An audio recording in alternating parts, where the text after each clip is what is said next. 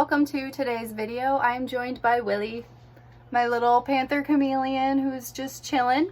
I'm not going to keep him out for the whole video. I know I say this with like every single animal, but we are going to be talking about the challenges of keeping chameleons because they are one of the most desired reptiles I find in the hobby, because obviously they are beautiful. This is a nosy bay panther chameleon. They come in so many different colors. They have the cool eyes. They are just very unique compared to any other type of lizard, and they display so beautifully. So yeah, they're definitely desired. However, they are one of the most challenging, especially for beginners who typically are the people that want to keep chameleons.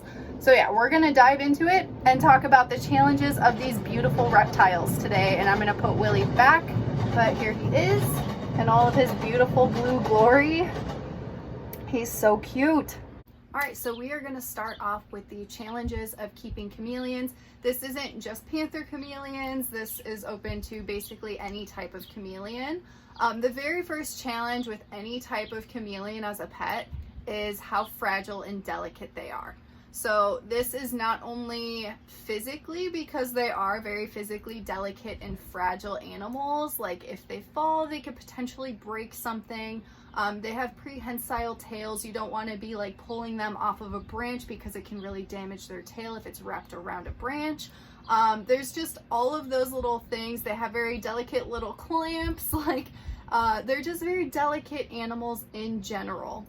So handling can be a little bit tedious with them. They also are very defensive because they aren't typically a handleable pet. It does take time. You can work on it and build a relationship and build trust. But typically they don't really want to be held, and if you're trying to force that on them, it can result in injury because of how delicate and fragile they are. And again, you don't want to be stressing them out either.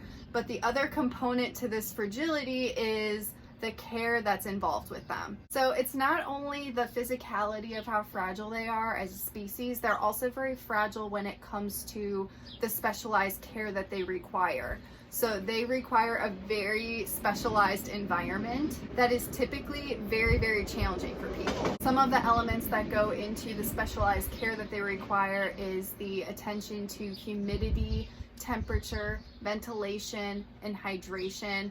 Obviously, you need the proper UVB. They just need a very specific environment that it's definitely not for beginners. It's very, very challenging.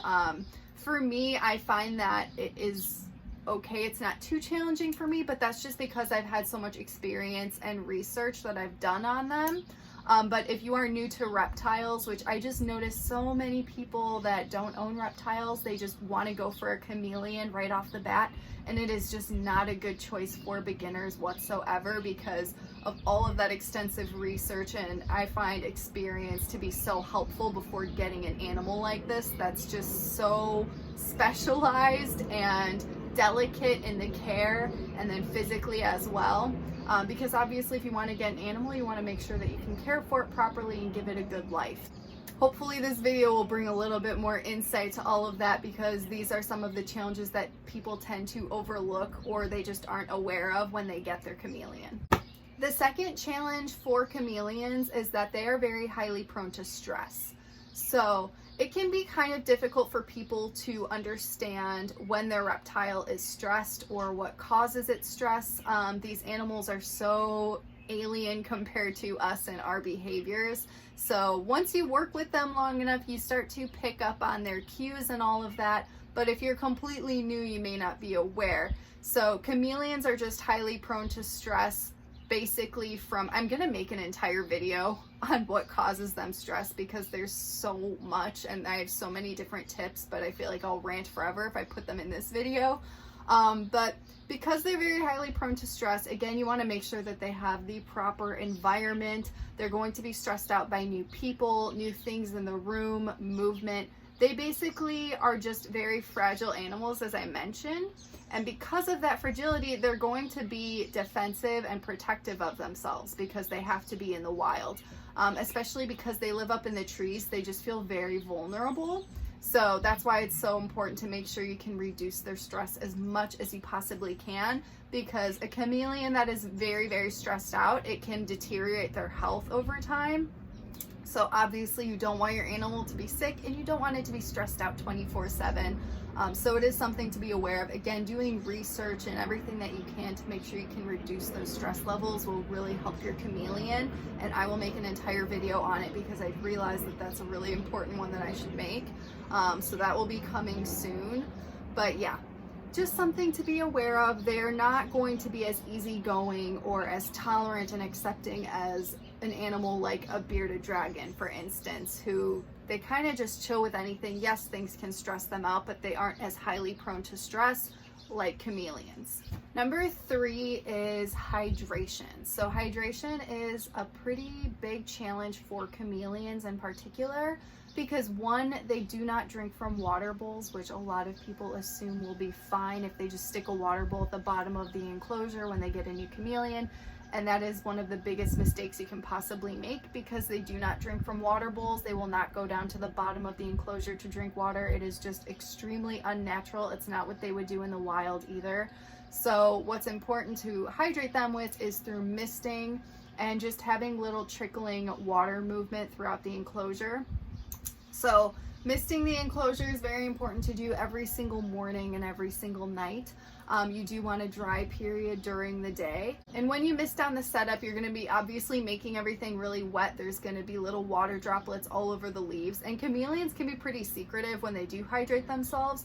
So what they do is they'll go and they'll lick up that moisture from the setup, but you typically won't always be able to catch them doing it. They like to do it in their privacy, like very secretly.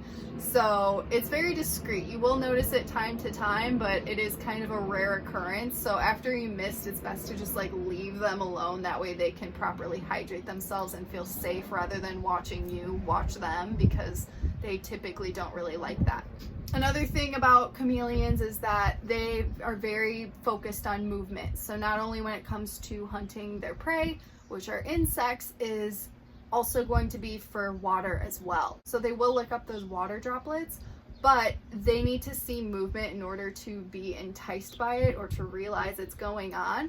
So something that works really, really great during the day when you have that dry period is to have a drip system in your enclosure, because it will just dribble down water droplets throughout the day, and your chameleon will see that and can go hydrate itself when needed. So that's extremely important. Another part of hydration is that your chameleon is going to be getting a lot of its hydration from the food that it's going to be eating. So you want to make sure that you are gut loading the insects with lots of good vegetables, greens. Dark leafy greens are the best thing that you can gut load your insects with. So I have videos on their diet and everything which will go over more of that information, but gut loading your insects will keep the insects nice and hydrated, which will also give your chameleon some hydration when they eat the insect. So if you are concerned that your chameleon is not hydrated, some ways that you can tell that your chameleon is dehydrated is if your chameleon's skin, if you were to pinch it, which you don't want to like pinch it hard or anything, but if you notice that it looks like the chameleon's skin is pinched a little bit and it's not going back down, that is a sign that it is dehydrated. If the skin is all very smooth and normal looking, probably have a hydrated chameleon. Another thing is that if you notice their poop will have like a brown poop, which is normal. I love how we're talking about chameleon poop, but this is my life. And then they have a urate that is usually white. So if you notice that they poop and there's a brown poop and then that urate, instead of it being white, if it's orange, that is a sign of dehydration. So if you notice any of those things, it's a good idea to make sure your chameleon is hydrated, add a drip system, mist down the setup. If your chameleon is highly dehydrated, you can actually just put them on like a tree and put them in the shower and let the water run down and let them drink up some water that way. So yeah, those are just some tips for hydration, because it is very, very important for them, and it does require a lot more attention than just sticking a water bowl in and calling it a day. So they do require more work, more attention, and again, that just makes it more challenging. Number 4 is the balance between humidity and ventilation, which is highly confusing because these things go against each other. They are the complete opposite, but you need a proper balance of both to have a healthy chameleon. So it's very challenging and confusing, so I'm going to do my best to explain it. So humidity is the amount of water vapor that is needed in the air. If the humidity is not high enough for your chameleon, it can cause respiratory infection, which is obviously not something you want to deal with. It would just lead to a sick chameleon. But then if you have too high humidity 24/7, that can lead to too much bacteria in the setup, and it would just be gross and oversaturated and can also make your chameleon sick. So most chameleons do require a very high humidity requirement because most of them are tropical, at least the ones that you're going to see typically kept as pets, like panthers and veiled chameleons and Jacksons and carpet chameleons. But not only is that high humidity so important, people just get very fixated on the humidity and they forget about the ventilation. So ventilation is basically the amount of air going through the setup, which is obviously the opposite of water vapor. If you have water vapor in the air and then air, the air is going to dry out the water vapor and then it's just going to be a dry environment. It sounds confusing, but I have a perfect system that will help you.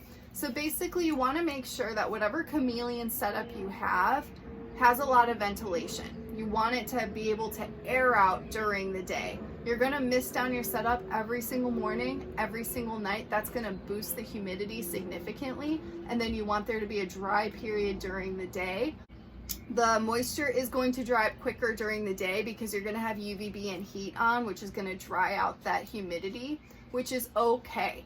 And that's what people get confused about because they think if my chameleon needs a high humidity requirement, it has to be like that 24/7. And there should be some fluctuations going on. That's why it is a balance. So it's a balance between that humidity and the ventilation for your chameleon. A lot of people do keep them in screen enclosures, which gives them complete ventilation. But because of that high ventilation, it can be very, very challenging to keep up humidity. I personally love to use my PVC 2x2x4 Zen habitat enclosure. The PVC really, really locks in that humidity for my chameleons, but the best part is that it has a perfect balance because there's a screen on top of the enclosure and there's a screen underneath the front door of the enclosure, so it works as a chimney effect. So there is a proper amount of ventilation where everything can dry out during the day, and then when I need there to be humidity at nighttime, especially because that's when they require the most humidity, it will lock in that humidity within the PVC walls. So lots of information. All of this can be pretty challenging, especially for someone that is just new to reptiles and never kept a chameleon before. This is why they are not for everyone. Paying attention to all of these details and constantly checking up on your enclosure and making sure it's the right environment for your animal is not easy for everyone. It does take research, experience, time, understanding. It is possible. I'm not saying it's impossible because I'm doing it and it's working out just fine. So many other people are keeping chameleons successfully as well. But it does just require a lot more work than typical other reptiles that are just easier to keep. Number 5 is that females are a little bit more challenging because they're going to be laying eggs. So females, even if you are not mating your female to a male, it's still going to lay eggs.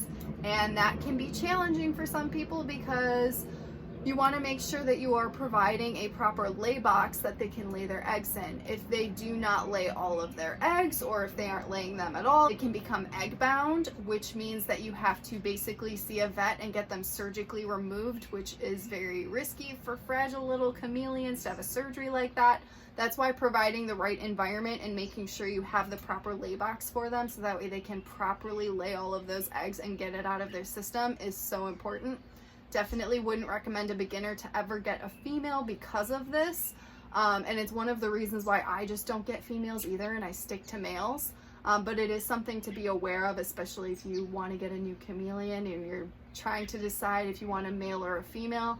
Females are definitely going to be a little bit more challenging because of this aspect. Number 6 is that chameleons can be expensive to care for. So I feel like people typically look at the price of the chameleon, like veiled chameleons are only like $60 and people think, oh, that's cheap, that's easy.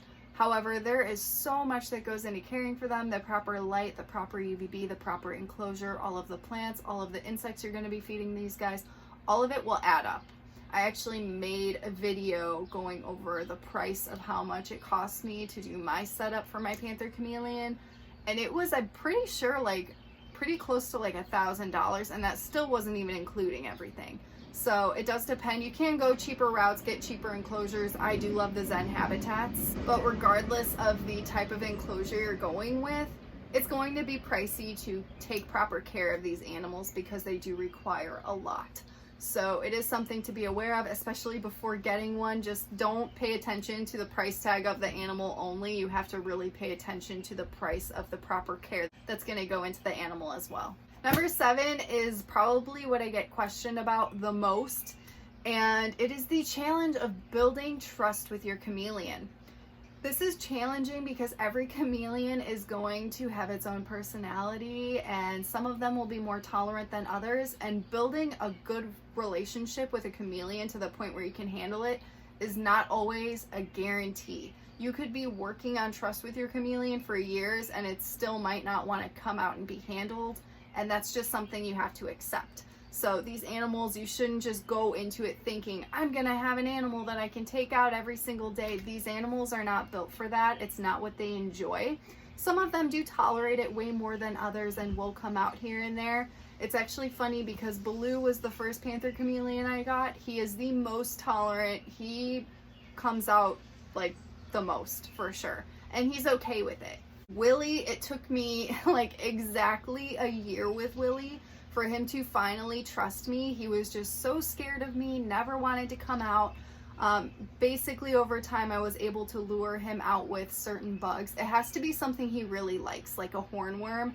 And basically I'll hold my arm out. I tell everyone this trick. I'll hold the hornworm out of reach so that way the tongue can't just shoot and they have to climb onto you in order to get the bug. Then usually once they're out on you, it's okay. However, that's not always a guarantee. Some of them are way more food driven and will come out onto you and others won't. For instance, Jurassic, my newest panther chameleon, he lives up to his name because he's like a little angry dinosaur and he wants nothing to do with me, and he will not be fooled. He will never come out to me. Even me putting my hand under him, he like hates that. So like it's a slow process for some of them. And it can take even years to build trust with your animal. You just have to do slow movements, be patient, and just don't overstress your animal in the process. All of this requires so much work and time that it is 1000% challenging. It's not easy, and I will never say that it is to build trust with a chameleon. It takes so much time and work. So it's something to be aware of before you decide to get one, because I know it's so easy to see people holding chameleons in pictures like me with mine, and you just think, oh, I want that. But you have to put the work and time. It's not something that's a guarantee. So just something to really be aware of, because I feel like a lot of people are drawn to chameleons and they just want that relationship, and it's not always something that will happen, and it may take a ton of work before it does happen. So I also have videos on how to build trust with chameleons. I have so many chameleon videos. I can't stop making them because I'm obsessed with them and I love them so much. But I hope that this video was helpful. If you guys have any other questions or anything, just want to tell me how your day is going, go ahead and leave it in the comments section, and I will see you guys in the next one.